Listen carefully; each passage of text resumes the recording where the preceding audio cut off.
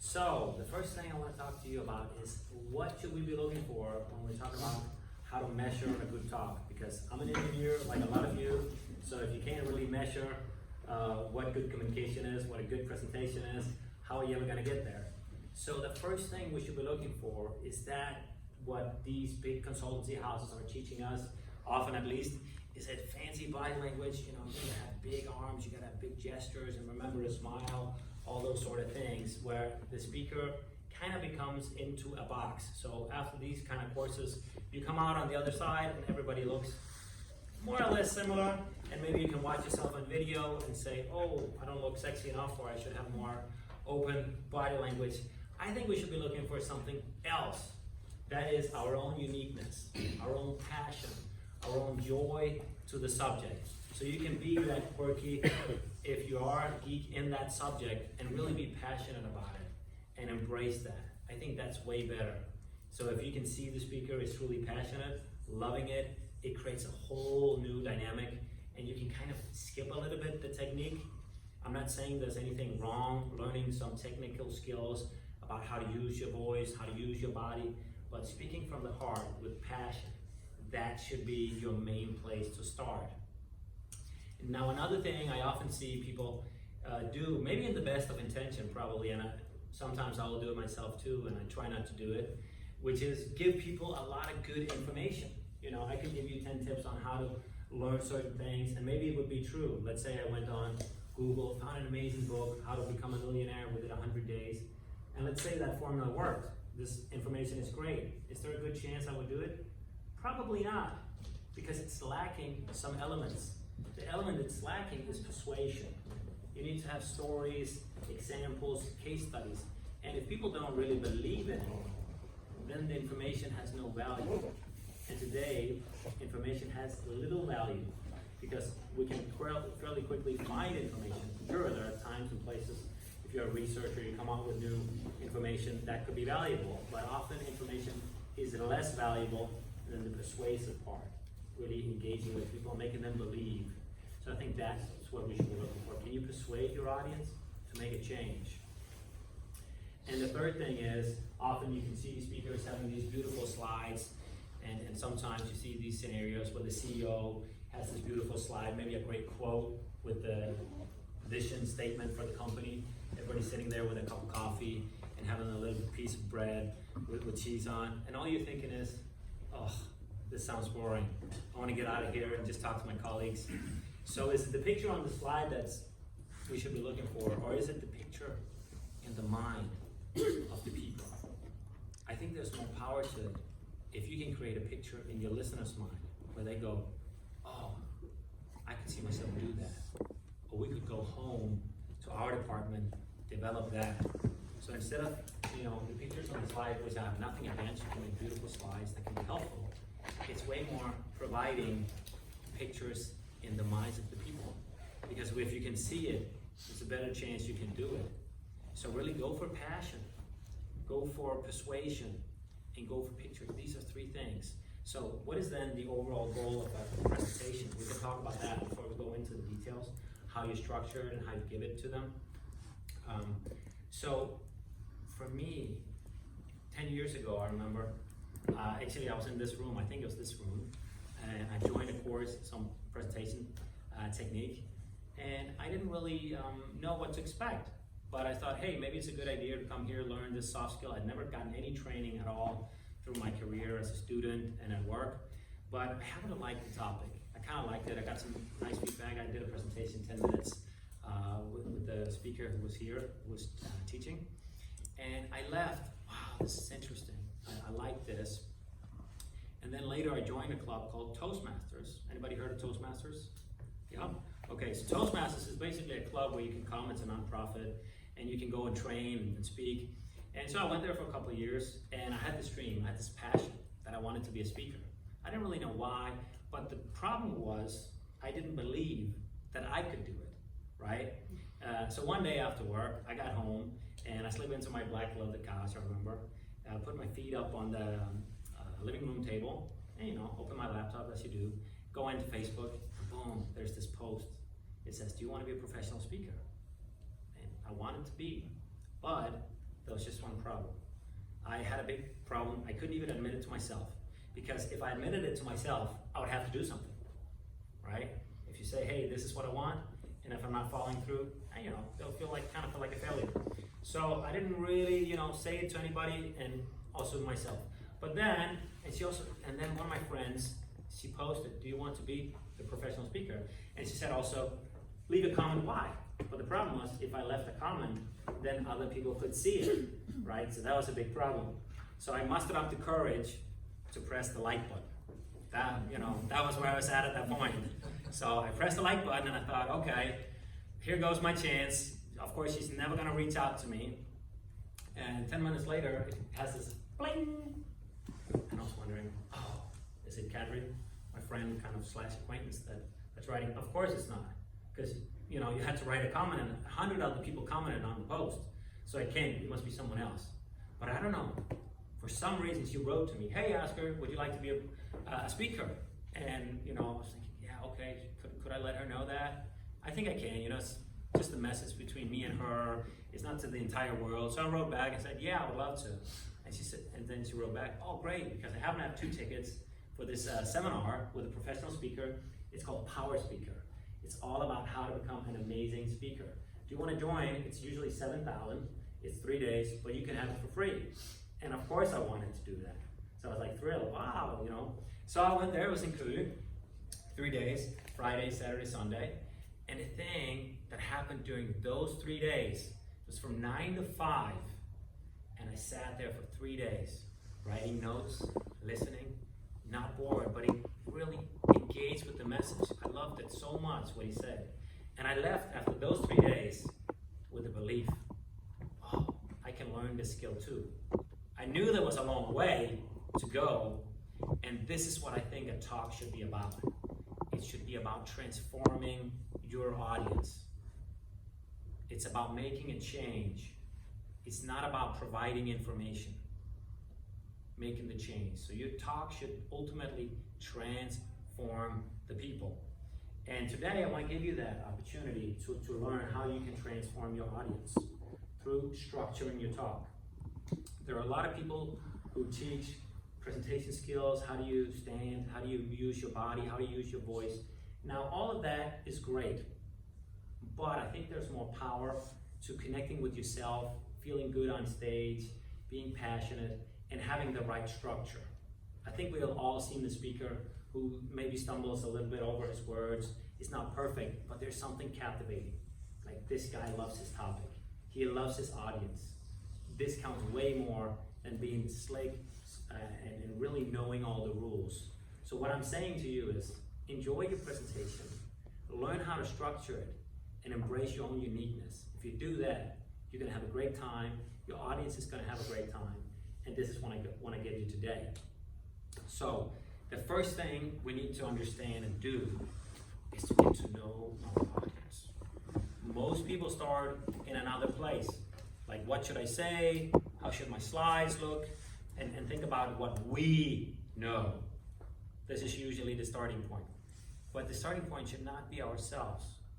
It should be the audience. We are not there to show how good we are, how much we know. We are there to help the audience. Right? Your role is to help, facilitate, lift them up. We often forget that.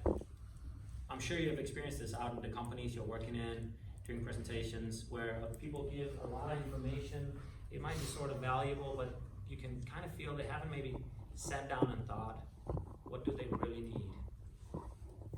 Let's say you're out in a company. I remember I was one time working in a company, and the guy was presenting all these strategies, all these methods, and people weren't happy at work. There was low satisfaction score. So maybe you should have started in another place. What do they need? Okay, this is the one thing you need to do in order to succeed at your job. Or let them know that they're valuable, they're appreciated, through stories, examples, and so forth. So you need to take the time to really think where they're at. So that's the one thing I want to give you, discovering the needs of your audience. This is another starting point, right? And then I want to give you a structure. I call it the 5S speech structure. And my promise to you is, once you get the structure, You can go home, watch TED Talks with millions of views. You can watch other talks that are very popular, and you will see this formula works. You'll see that they're at least doing 80%. It's very useful. You can use it in a spontaneous talk, and you can then start analyzing the talks, why some work and why some don't. So this is my hypothesis, and this is my promise to you. So go home, check it in the end once you've gotten it, whether or not this is true. And I think you'll see it is. So the first exercise I want to do with you is really to get to know your audience. And so God said it very well, way better than I ever could. He said the role to help someone is to meet them where they're at. You meet them where they're at. Let's say you're a guy, maybe you've made millions, just to take money as an example, made millions of dollars on online sale, and you're trying to help someone make their first 100. Maybe you don't need to share, this is the strategy to make 100. Maybe it's just, okay, you are right here, right now, you're afraid to post a video. Let's get started right there. So meet them where they're at. This is what he says. What he also says is, lift them up. Not because you want to be admired. Sometimes we go on stage because we want to be admired and get some praise. I've certainly been on stage for the wrong reasons. But the reason should really be how to love, how to care for your audience, to help them. This creates a whole new energy with your audience, where sometimes you can see the speaker, you want to get that, please like me, see how good I am, how much I know. Maybe they don't need all that fancy stuff. So meet them where they're at and help them. This is what Kierkegaard said. And so in a little bit, we're going to do an exercise, but I just want to share a little story from my life that kind of exemplifies what I think a good speaker does. So it was about 15 years ago. I was still a student back then at D2. And one morning, I was living with my girlfriend back then, we've been together for 5 years. And then one morning, I was about to go off to study, and she was about to go off to work. She sat there on the bed, and she said to me, ask her, there's something I need to say to you. And I could see she was struggling a bit, and I thought, come on, just say it to me. And she was, it's hard for me to say, but the thing I always could do with her was comfort her. I knew I could comfort her. So that was my thing. If ever she was sad, and then when she said, I've kissed someone else. Oh, wow. So it wasn't me that was supposed to help her. Everything changed. Completely new scenario.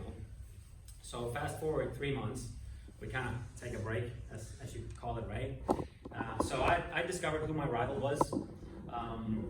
So, I was trying to win her back. And what happened was, being an engineer, I thought, let me make a plan.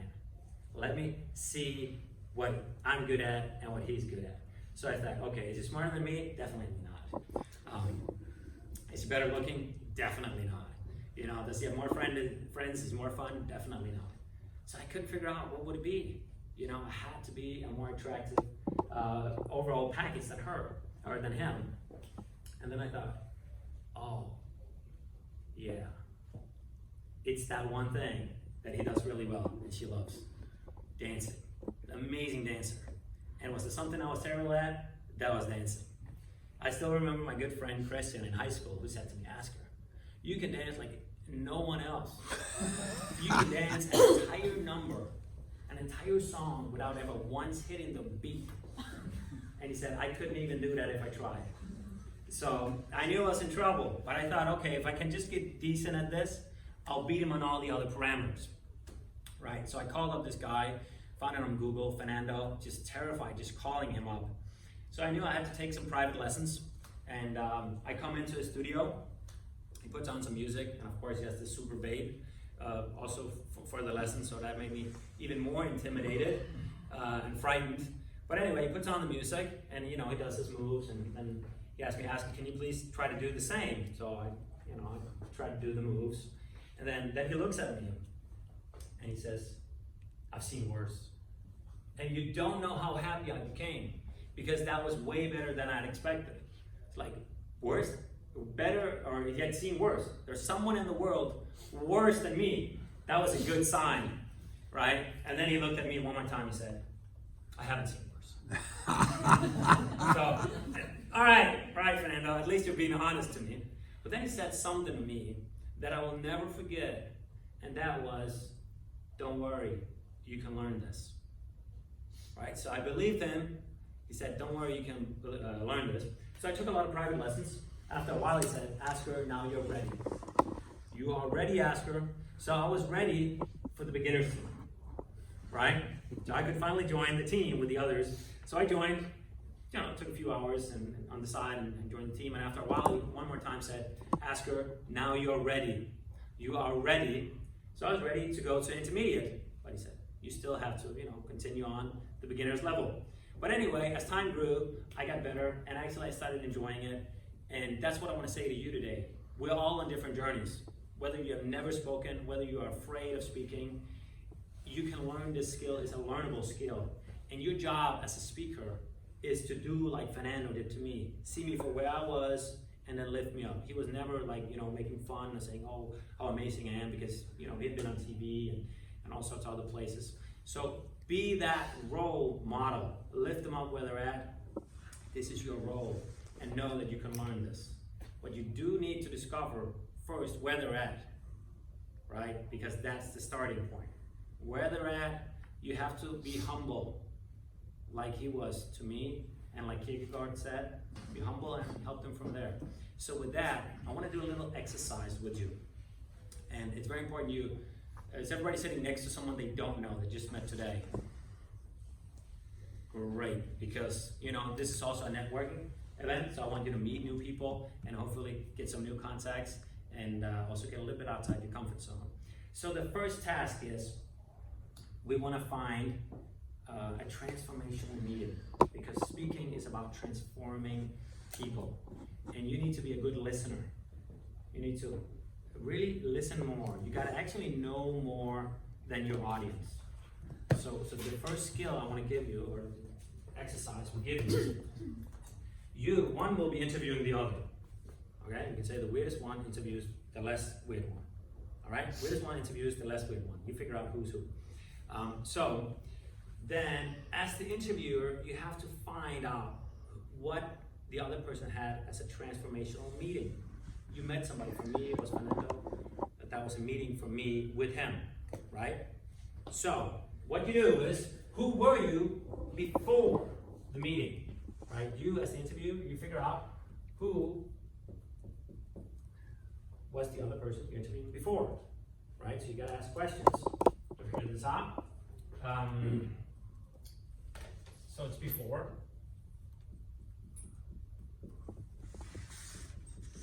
And then we want to figure out what happened during that journey, kind of like I shared, right? So during,